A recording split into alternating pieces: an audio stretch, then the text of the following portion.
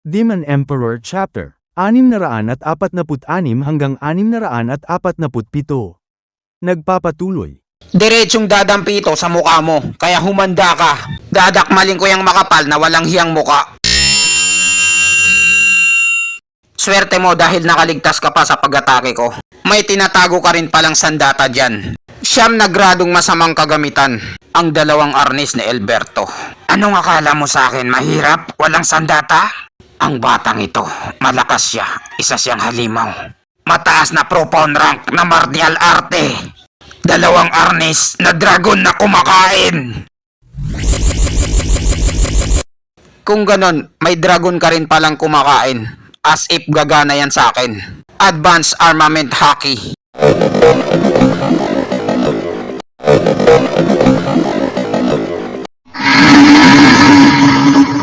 Unang galaw ng estilo ng galit na dragon.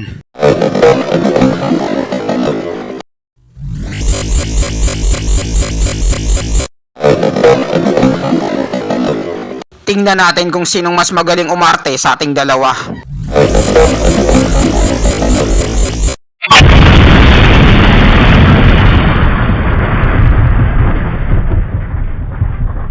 Kumusta na kaya? Nadali ko na kaya ang kupal na yon? Ano? Buhay pa rin siya? Tangina! Surprise, motherfucker! Akala mo mapapatumba mo ako sa ganong klaseng atake? Humanda ka! Hindi ka na makakataka sa akin ngayon. Imposible to. Hindi man lang siya napuruhan. Goma-goma no. Gatling gun! Ang batang ito, sobrang lakas niya talaga. Hindi siya tinatabla ng mga atake ko. Ano ka ngayon, kupal? Takot na takot ka na, no? Dahil ramdam mo na ngayon kung gaano ako kalakas. Imposible! Napakatindi ng laban nila. Parang sa Dragon Ball Z. Papaano kaya nakakaya ng batang yan na makipagsabayan kayan mo? At sa nakikita ko, siya pa ang nakakalamang sa salpukan nila niyan mo. Kahanga-hanga talaga. Hindi ka panipaniwala ang lakas ni Chupa. Itigil mo niyang kakangango mo, tanda. Dahil wala lang to sa kanya. Anong sinabi mo sa akin? Kupal na matabang baboy! Ang pinuno ng mga mag-aaral na si Chupa ay mapagkumbaba. Hindi siya mayabang at hindi niya pa ginagamit ang totoong lakas niya. Ang dapat na puriin mo ay siyan mo. Dahil nakakatagal pa siya sa salpukan kay Chupa. Ang pag-aakala mo siguro sa kanya ay isang daga sa kanal. Huwag kang masyadong magyabang at magpakampante. Kahit sabihin pa natin na ang batang ito ay malakas, isa lamang siyang Radiant Stage na eksperto. Hindi ko alam kung ano ang paraan niya. Papaano niya nalalabanan ang kaluluwang atake. Pero kapag nagtagal pa ang laban nila, hindi na siya makakasabay. Matandang yan. Bakit parang kumakampi ka sa kalaban? Nangingipaglaban si Chupa ng buwis buhay para sa atin. Kapag natalo siya, katapusan na rin natin. Katapusan mo na! Huli ka, Balbon. Ano, hindi pa siya natamaan doon.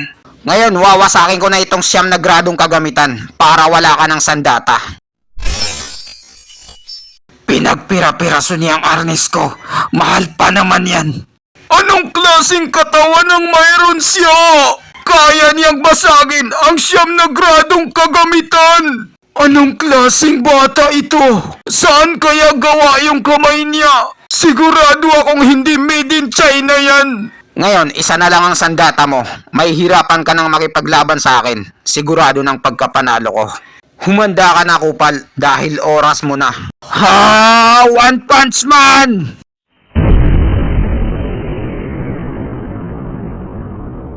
Tangina, anong klaseng katawan yan? Saan ba gawa yan? Sobrang tigas at para siyang halimaw. Kapag nahuli ako ng kalmot niya, siguradong mawawasak ang katawan ko sa 1 minuto lang. Nakaka-bad trip talaga. Kailangan kong gumawa ng paraan. Ang batang ito, masyado niya akong pinupuwersa. Wala na akong oras na dapat aksayahin pa. Kailangan matalo ko na siya agad. Teka lang muna, alam ko na ang gagawin ko. Nakakahiya talaga bilang pinakamagaling na talento. At number 1 na mag-aaral sa Helio na apoy na sekto.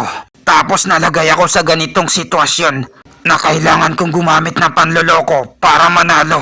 Ano? Parang may binabalak siyang hindi maganda. Humanda ka na. Kukunin kitang hostage para manalo. Balak niyang gamitin ang baby ko may love so sweet laban sa akin. Kenchen, mahal ko. Hindi ako papayag. Oh, ito na siguro ang katapusan ko sa chapter na to. Hindi ako papayag na saktan mo ang mahal ko.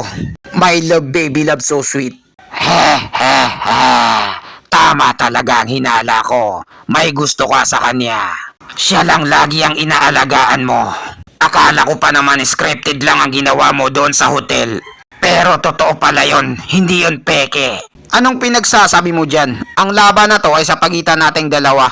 Man to man, 1v1. Huwag kang mandamay ng iba sa laban natin. At pumunta ako rito para iligtas sila. Mawawalan sila ng tiwala sa akin kapag hinayaan ko silang mamatay sa harap ko. Oh, talaga ba? Tingnan mo ang isang ito. Aray, nasusunog ako! Pakiusap! Tumawag kayo ng bombero! Ano na? Akala ko ba ililigtas mo sila? Nasusunog na yung isa, oh. Eto ba yung tinatawag mong tutulungan mo sila? Pinapanood mo lang? Tangina, pinipilit ako ng kupal na to na kumilos para iligtas ang iba. Hehehehe. Kapag nagpaliwanag ka pa ng palusot, mas lalo ka pang madidiin. Akala mo siguro ay hindi ko alam na may gusto ka sa isang ito. Nung titirahin ko na siya, hindi ka na nakapaghintay. At nagamit mo agad ang masamang damo. Pwede mo namang hintayin na may pasok ko na yung akin. At saka mo ko atakihin para isang tira lang. Pero bakit hindi mo ginawa yon? Huwag mong sabihin na isang matalinong mautak na kagaya mo ay magkakamali sa isang napakadaling bagay. Totoo kaya yun na mahalaga pa rin ako sa puso niya? Aminin mo na kasi, huwag ka nang magpakipot, torpe. Ipapakita ko sa'yo, atakihin ko ang baby mo. Hindi maaari, tatamaan ang baby loves ko. Hindi kita papayagan na gawin mo yan. Ha ha ha! Sabi ko na nga ba totoo ang hinala ko. Ang babaeng ito ang kahinaan mo. Kaya matatalo ka ngayon sa akin. Dahil gumawa ka ng pinakamatinding kasalanan bilang masamang cultivator.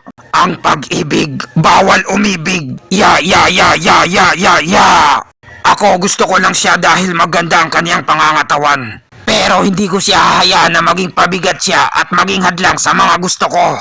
Tangina, nahihirapan akong sanggay ng lahat ng mga atake niya. Unti-unti na akong napupuruhan nito.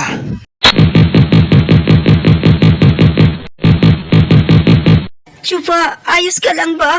Kung hindi mo na kaya, iwan mo na lang ako at tumakas ka na. Tangina, nadidihado na ako. Chupa, mahal ko. Kaya mo yan. Hindi pwedeng patuloy na ganito na lang lagi. Inuyasha, San Contensu!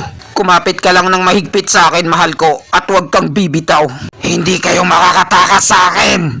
Kailangan na nating makatakas dito. Magpapakalayo-layo tayo sa abroad. Saan niyo binabalak pumunta mga kupal kayo? Getsuga Tenso times 4! Hindi maaari, tatamaan na kami. Pisman karate, observation hockey. Ano? Imposible! Napakaangas niya!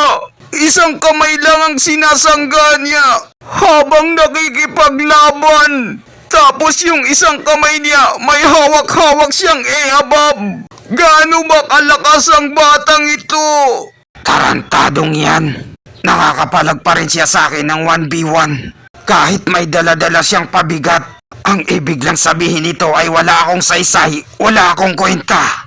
Hindi ito katanggap-tanggap. Talagang nakakagalit. Tangina, wala na akong pagpipilian pa. Humanda kayo, ipapadala ko kayo sa impyerno. Inihanda ko sana to kay Working Kong. Pero dahil inuubos din ang pasensya ko, gagamitan ko na kayo ng SS. Ano na naman kaya ang binabalak ng kupal na to? Soko na, domain expansion, malevolent shrine. Ano, ang kaluluwa niya, kayang gumawa ng domain expansion ni Soko na. Ha ha ha! Hindi mo nahulaan, no? Kaya kong gumawa ng ganito. Ito ang pinakamalakas na kapangyarihan ng kaluluwa.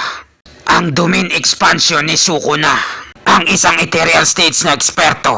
Saka mo lang malalaman ang totoong kapangyarihan nila kapag nilabas na nila ang kanilang totoong kaluluwa. Gamit ang Soul Domain Expansion na katulad kay Sukuna. Lahat ng buhay niyo ay hawak ko sa aking mga kamay. Hinding-hindi mo siya maililigtas at hinding-hindi mo ko malalaban ng mag-isa. Hindi ko akalain na mayroon siyang Soul Domain Expansion. Kapareho sa 5 may kapansanan. May hirapan na ako nito na kalabanin siya. At saka may problema pa akong isang pabigat na binubuhat ko. Ang mahal ko, baby ko, my love so sweet, Kencheng.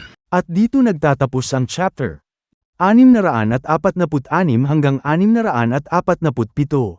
Maraming salamat po sa panunood nyo. Mag-subscribe para laging updated sa buhay ni Chupa.